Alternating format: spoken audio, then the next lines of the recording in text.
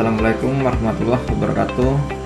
Kami dari kelompok 8 kelas 02 SKMI 005. Pada video ini kami akan mempresentasikan rangkaian suhu Arduino menggunakan Workpi. Tugas dari Bapak Ade Sumayadi, STNMkom, selaku dosen dari mata kuliah Sistem Digital. Baik, pada presentasi ini ada beberapa poin yang ingin kami sampaikan, diantaranya yang pertama tujuan simulasi, yang kedua cara login pada Workpi, yang ketiga penjelasan komponen yang digunakan, yang keempat rangkaian elektronika pada Workpi, yang kelima langkah-langkah umum dalam proses pemrograman pada Workpi menggunakan Arduino. Baik, sebelum ke pokok pembahasan kita harus tahu dulu apa itu Workpi. Workpi adalah platform simulasi perangkat keras berbasis web yang memungkinkan pengguna untuk merancang, menguji, dan memahami berbagai rangkaian elektronik secara virtual.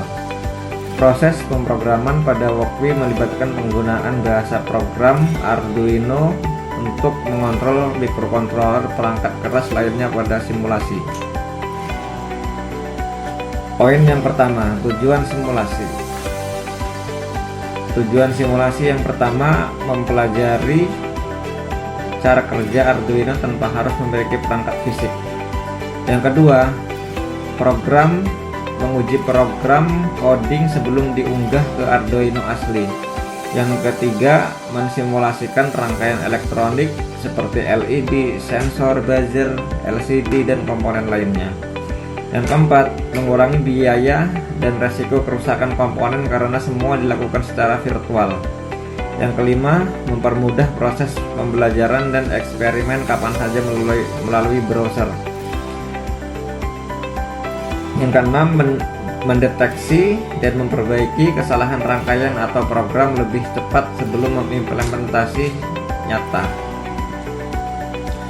Singkatnya, Workpi digunakan untuk merancang, menguji, dan mensimulasikan proyek Arduino secara virtual sehingga proses pembelajaran dan pengembangan proyek menjadi lebih mudah dan aman dan efisien.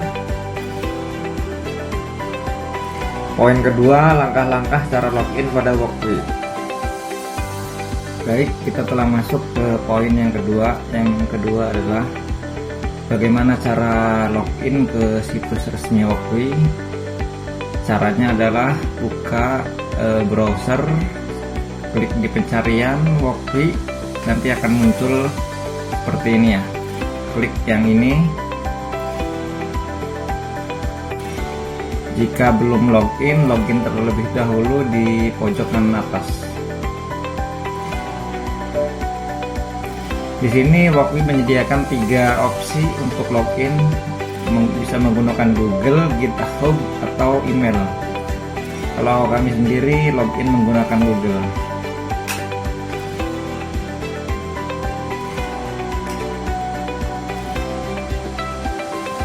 Nah, ini sudah masuk ya. Di website Workpi ini ada banyak pilihan untuk mensimulasikan, karena pada tema yang kita bahas ini menggunakan Arduino, kita pilih yang Arduino.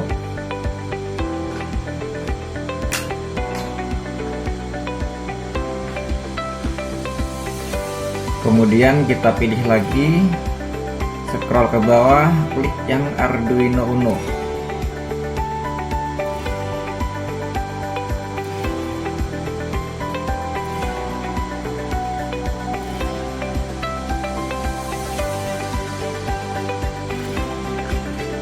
Di sini sudah masuk ke simulator ya.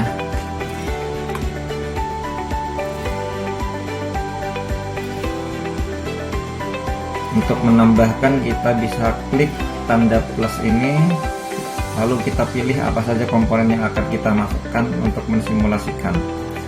Sebelum kita menambahkan komponen yang akan dimasukkan ke dalam Arduino, kita masuk ke poin yang ketiga untuk penjelasan komponen.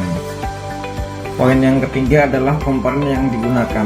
Yang pertama, Arduino Uno adalah salah satu jenis papan pengembangan mikrokontroler yang sangat populer dan sering digunakan oleh para penghobi dan profesional dalam berbagai proyek elektronik. Arduino Uno didasarkan pada mikrokontroler ATmega 328 yang dilengkapi dengan antarmuka USB soket, daya, pin input digital, dan pin analog. Arduino Uno memiliki kemampuan untuk memprogram dan mengontrol berbagai perangkat elektronik melalui metode program yang ditulis menggunakan Arduino IDE.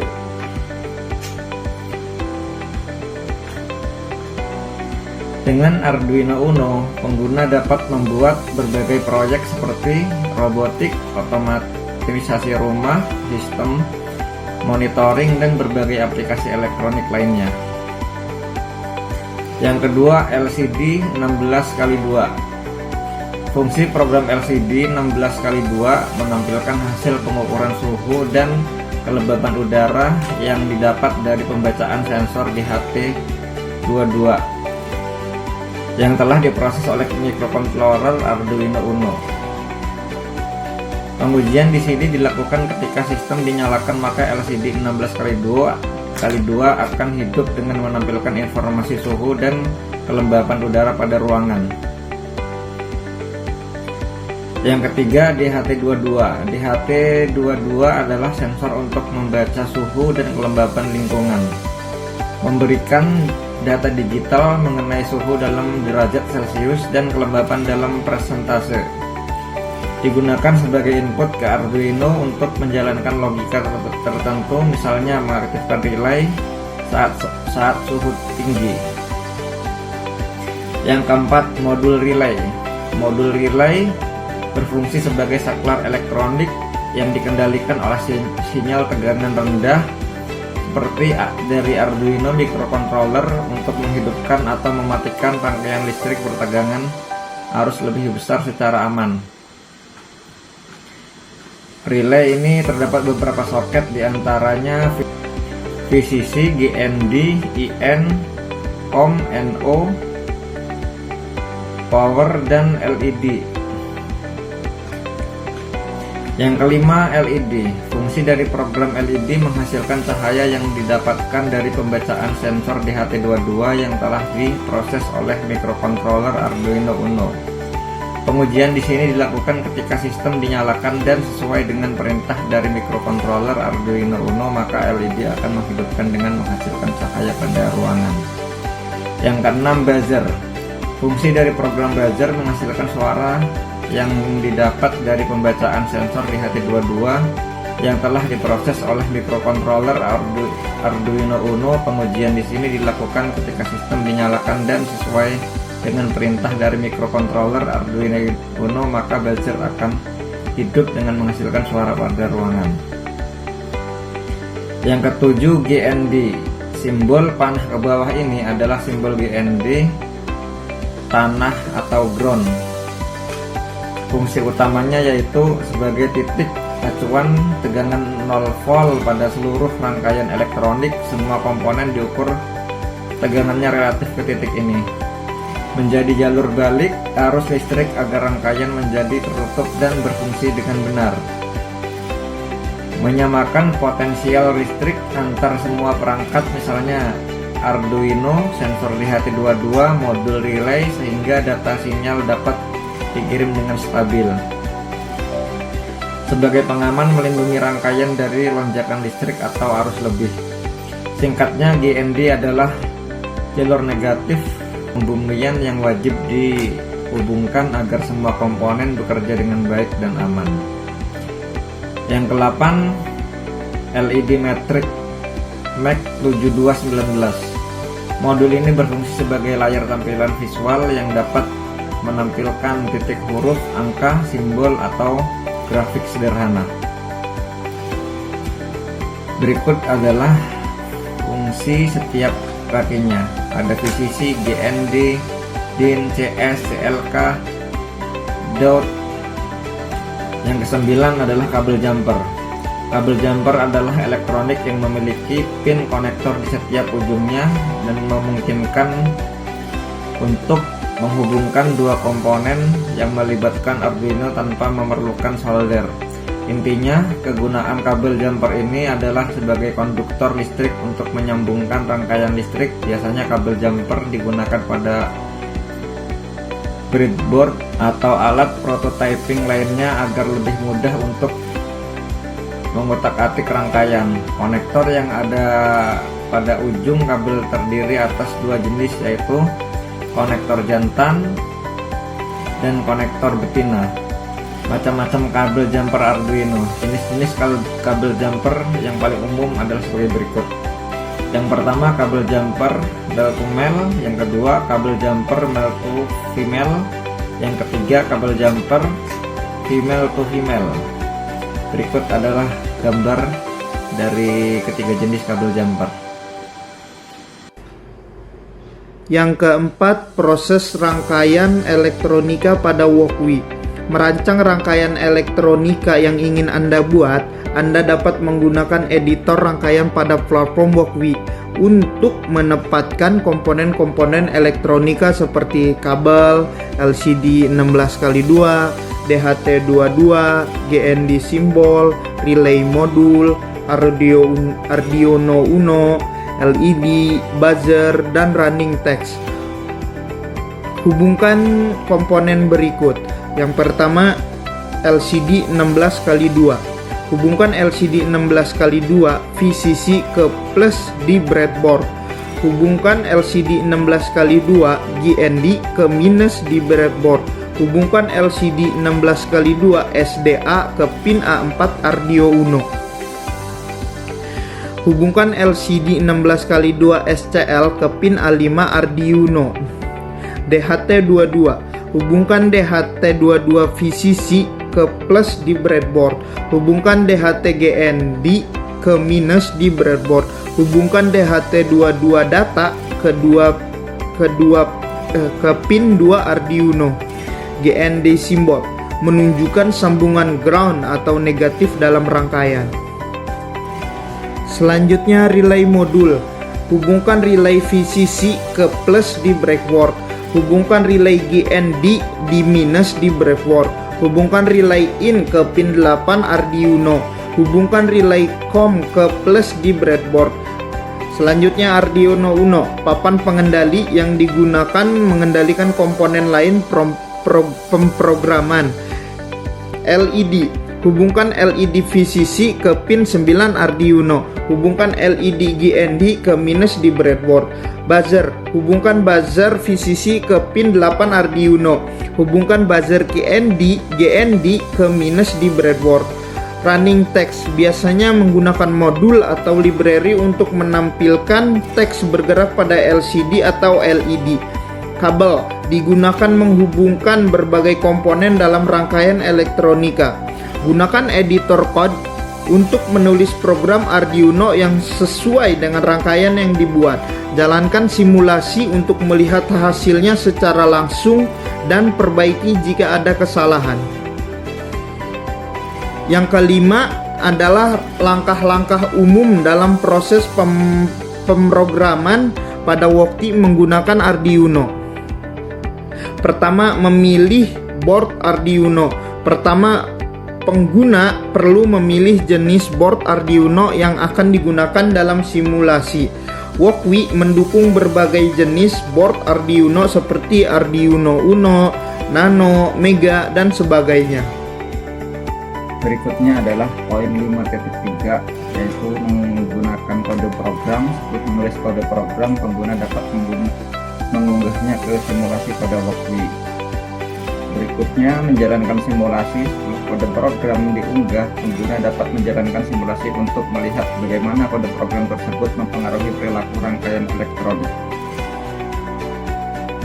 Poin 5.5, menguji dan memodifikasi. Selama simulasi berjalan, pengguna dapat melakukan uji coba terhadap kode program dan melakukan modifikasi jika diperlukan. Proses ini memungkinkan pengguna untuk mengoptimalkan kinerja program dan memperbaiki kesalahan yang mungkin terjadi.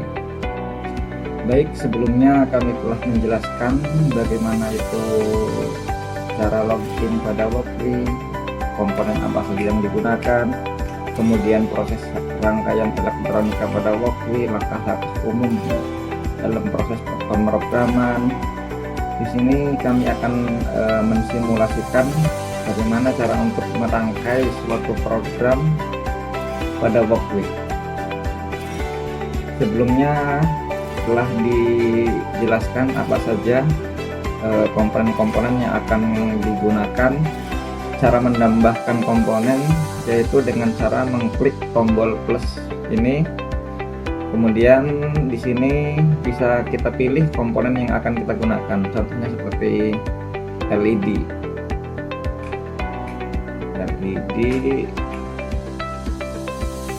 kemudian relay. Kita bisa pencarian di sini dengan cara menulis komponen apa yang kita mau untuk ditambahkan. Contohnya seperti ini.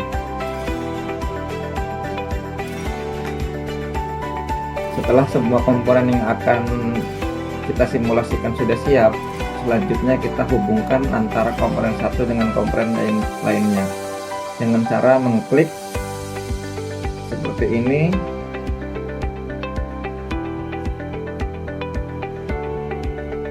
Untuk menghubungkan, kemudian tarik di mana kita akan menghubungkan dengan komponen yang lainnya.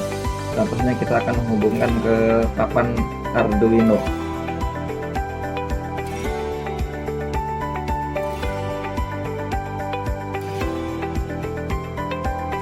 Nah, kemudian proses yang sama bisa dilakukan di komponen yang lainnya. Di sini kita bisa merubah warna dengan cara mengklik garis ini, kemudian pilih warna yang akan kita rubah sesuai dengan kebutuhan. Contohnya kita akan merubah ini dengan warna merah.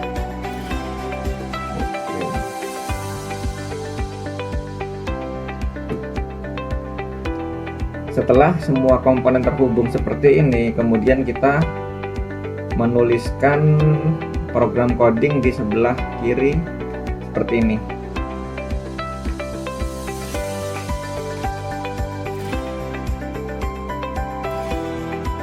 Kemudian diperiksa lagi apakah program yang kita tulis sudah sesuai dengan apa yang komponen kita rangkai. Kemudian kita klik simulasi untuk mengetahui apakah program ini berjalan dengan benar. Kita tunggu beberapa saat. Di sini sudah mulai muncul ya, sepertinya berhasil.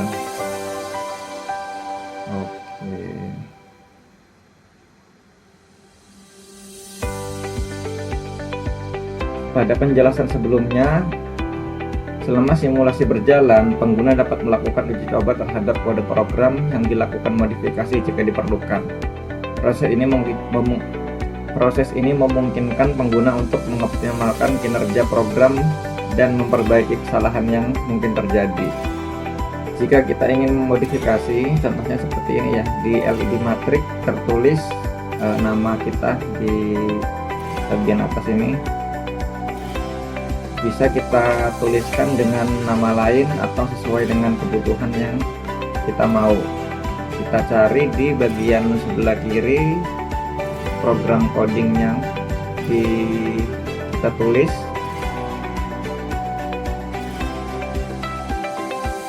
Ini ya, karena di sini kita tulis nama kami,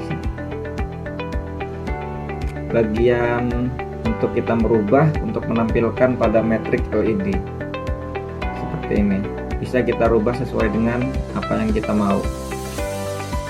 Kemudian pada program yang kita tulis, di sini tertulis jika temperatur melebihi 30 derajat maka akan mendeteksi indikator akan menyala seperti di LED dan relay.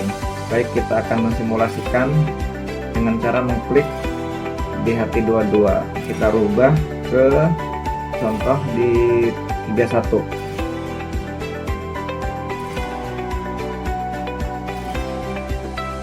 ini indikator LED dan relay menyala. Artinya suhu melebihi 30 derajat Celcius seperti apa yang kita tulis dalam program. Cukup sekian materi pembahasan dan simulasi yang kami sampaikan, semoga dapat dipahami dan bermanfaat. Terima kasih. Kesimpulannya, Walkwi dapat digunakan untuk simulasi sistem digital tanpa perangkat fisik. Semua komponen dapat diuji sebelum implementasi nyata. Simulasi membantu mengurangi kesalahan perakitan. Cukup sekian dari saya. Terima kasih.